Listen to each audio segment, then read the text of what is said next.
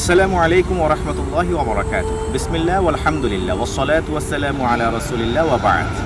প্রিয় নবীজির প্রিয় দেশে অনুষ্ঠানের আজকের এই পর্বে আপনাদেরকে স্বাগত জানাচ্ছি আমি মোহাম্মদ হিদায়াতুল্লাহ। আজকে আমরা আছি জামিয়া উম্মুল কুরা অর্থাৎ উম্মুল কুরা বিশ্ববিদ্যালয়ের সামনে।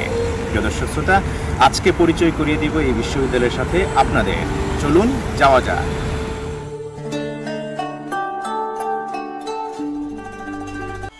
সবচেয়ে ভালো রবি 4.5G।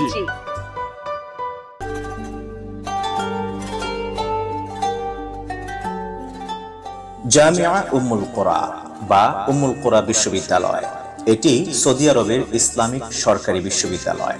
বিশ্ববিদ্যালয় নামকরণের আগে 1949 সালে শরিয়া তথা ইসলামিক আইন কলেজ হিসেবে পরিচালিত হয়।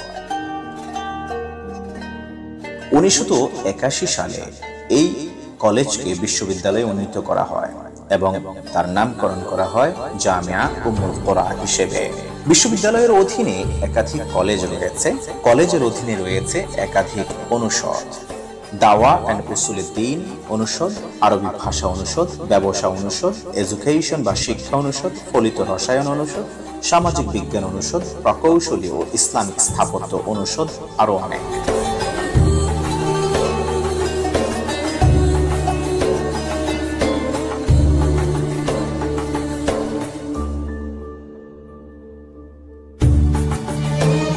এখন আছি জামিয়া উম্মুল কুরা বিশ্ববিদ্যালয়ের সেন্ট্রাল মসজিদের সামনে। প্রতি বছর বিশ্বের বিভিন্ন দেশের শিক্ষার্থীদের বৃত্তি দিয়ে উচ্চশিক্ষার সুযোগ দেয় সৌদি আরব। বাংলাদেশের শিক্ষার্থীরাও এই সুযোগ পেয়ে থাকেন। দেশটির নানা বিশ্ববিদ্যালয়ে অনেক বাংলাদেশি শিক্ষার্থী বর্তমানে পড়াশোনা করছেন। সৌদি আরবে পড়াশোনার জন্য প্রথমে দেশটির বিশ্ববিদ্যালয়ে আরবি ভাষা শিক্ষা ইনস্টিটিউটে ভর্তি হতে হয়। ভাষা শিক্ষা ইনস্টিটিউটে সন্তোষজনক ফল অর্জিত হলে স্নাতক কোর্সে ভর্তির সুযোগ পাওয়া যায়। সৌদি আরবের শিক্ষা ব্যবস্থা মূলত কোরআন সুন্নাহ ভিত্তিক। দেশটিতে সব ধরনের শিক্ষা অবৈতনিক। সব শিক্ষা ও উপকরণ বিনামূল্যে সরবরাহ করা হয়। মক্কা নগর থেকে কিছু দূরে উম্মুল কুরা বিশ্ববিদ্যালয় অবস্থিত। এখানে ইসলামিক শিক্ষার পাশাপাশি আধুনিক বিজ্ঞান ভিত্তিক বিষয়ও পড়ানো হয়। আধুনিক ক্লাসরুম, সুপরিসর ক্যাম্পাস, অত্যাধুনিক লাইব্রেরি ও ল্যাবরেটরি, উন্নত হোস্টেল ব্যবস্থাপনা এবং গবেষণা উপযোগী সুন্দর পরিবেশের কারণে এই বিশ্ববিদ্যালয় শিক্ষার্থীদের কাছে বেশ পছন্দের।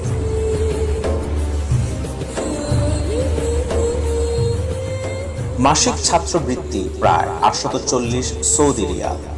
কোনো টিউশন ফি নেই এখানে। বিনামূল্যে থাকা ও চিকিৎসার ব্যবস্থা আছে।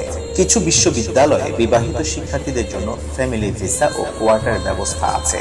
বছরে 3 থেকে 4 মাস গ্রীষ্মকালীন ছুটি, দেশে আসা যাওয়ার টিকিট, বছরে একবার ও প্রস্তুতি ভাতা দেয়া হয়। এই ইউনিভার্সিটিতে রয়েছে 5000-এর উপরে একাডেমিক পর্ষদ, 1 লক্ষের উপরে আন্ডার গ্রাজুয়েট স্টুডেন্টস এবং 10,000-এর উপরে পোস্ট গ্রাজুয়েট স্টুডেন্টস। কল্পনা করা যায় প্রতিদিন এত অসংখ্য অগণিত শিক্ষক এবং ছাত্রের পদধ্বনিতে মুখরিত হয়ে ওঠে জামিয়া উম্মুল কুরার এই চত্বর।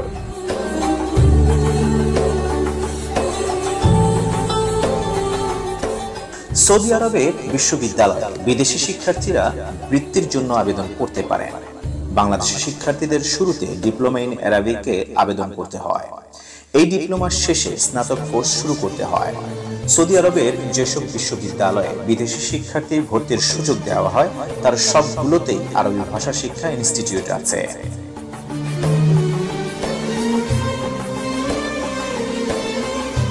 যাদের মাতৃভাষা আরবি নয় তাদের এই ইনস্টিটিউটে অত্যন্ত যত্ন সহকারে শুদ্ধ আরবি শেখানো হয়। বাংলাদেশি শিক্ষার্থী এই ইনস্টিটিউটে পরে শরিয়াতে স্নাতকোত্তর করার অনেক উদাহরণ আছে।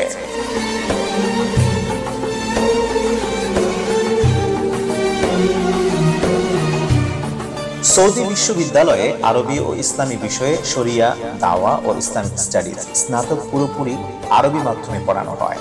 তাই ডিপ্লোমা ইন অ্যারাবিক ছাড়া আরবি বিষয়ে ভালো করা খুবই কঠিন। যদিও অন্য সব বিষয়ে স্নাতক কোর্স ইংরেজিতে পড়ানো হয়। বিজ্ঞান বা বাণিজ্য যে বিষয়েই পড়াশোনা করেন না কেন সবাইকে আরবি ও ইসলাম শিক্ষার বেসিক বিষয় পড়তেই হবে।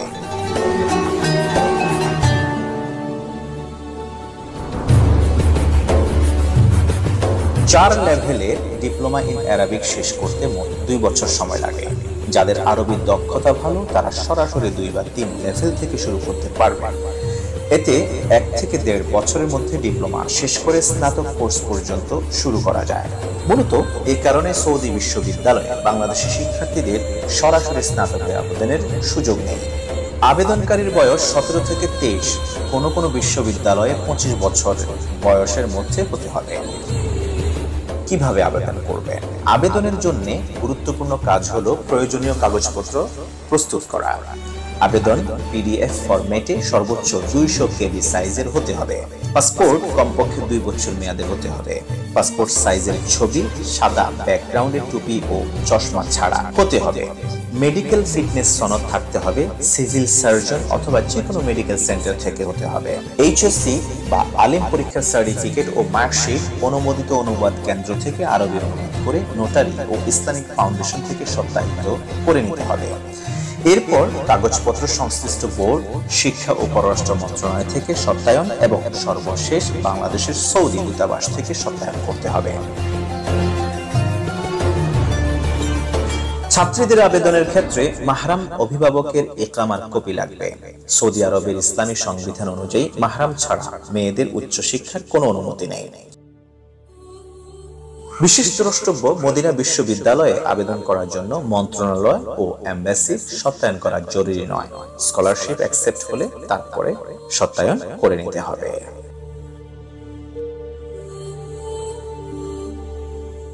প্রিয় দর্শক শ্রোতা, এতক্ষণ পর্যন্ত আমরা ছিলাম উম্মুল কোরা বিশ্ববিদ্যালয়ে। আমরা জেনেছি উম্মুল কোরার ইতিহাস এবং জেনেছি এখানে শিক্ষার কি প্রগতি, শিক্ষার কি আধুনিকায়ন। আজ এ পর্যন্তই, দেখা হবে পরবর্তী এপিসোডে, কথা হবে নতুন কোনো বিষয় নিয়ে। ততক্ষণ পর্যন্ত ভালো থাকুন, সুস্থ। হাদা মা ইনদি ওয়াল ইলমু ইনদাল্লাহ আলাইহি তাওয়াক্কালতু ওয়া ইলাইহি উনীব। ওয়াসসালামু আলাইকুম ওয়া রাহমাতুল্লাহি ওয়া বারাকাতুহু।